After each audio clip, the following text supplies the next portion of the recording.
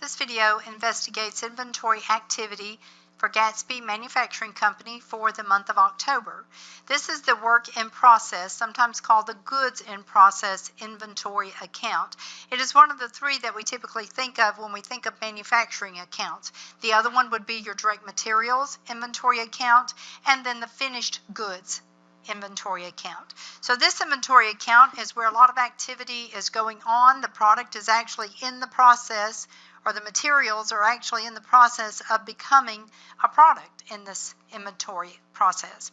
We would start with a beginning balance. We have three items typically that are added. One would be the direct materials that are used. These have been requisitioned out of the direct materials inventory account, brought over to this manufacturing line, so the costs now are to be accounted for in this inventory account. Direct labor will be added in, as well as something called factory or manufacturing overhead. You might see it called either one of those. Those three items together, the direct materials, the labor, and the manufacturing overhead, all add together to become total manufacturing costs that have been incurred for this period of time. We add that to the beginning inventory, and now we have total work in process to account for. The goods that become a finished product are subtracted out. They are moved to the finished goods inventory, so they would be a subtraction. The people that are charged with keeping up with all of it have those subtracted from the total, so they're no longer accountable for those items. So let's solve back and get these numbers. We have a beginning inventory balance, which was on the balance sheet the last period. Let me just make a note of that. Balance sheet from last period. We know that we're talking about, this is October, so this would have been September. So from there, we had the beginning balance of $65,000. Three items were added in. We have $87,000 in direct materials, $102,000 direct labor. We don't know how much manufacturing overhead was allocated. We don't know what the total manufacturing costs incurred are. But let's go over to the right. We know that the total to account for is equal to beginning balance plus those new items, those new costs that have been incurred, to get us this total of $285,000. So basically, I can take that $285,000, and then I'm going to subtract what I began with, and I get a total of $220,000.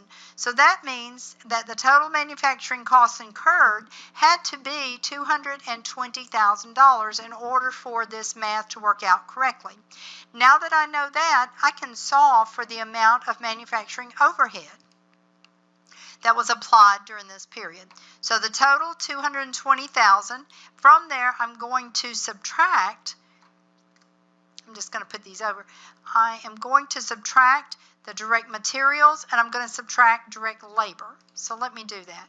I'm going to say take the $220,000, subtract from it $87,000, because I know that amount was direct materials, subtract from it the amount for direct labor. So that means my manufacturing overhead has to be $31,000 in order for this to work out correctly. Well, let's sum these three items. They come up to $220, so that's good. That's what it should be.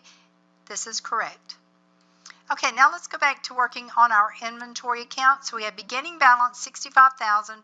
We solved to discover that the total manufacturing costs incurred were $220,000.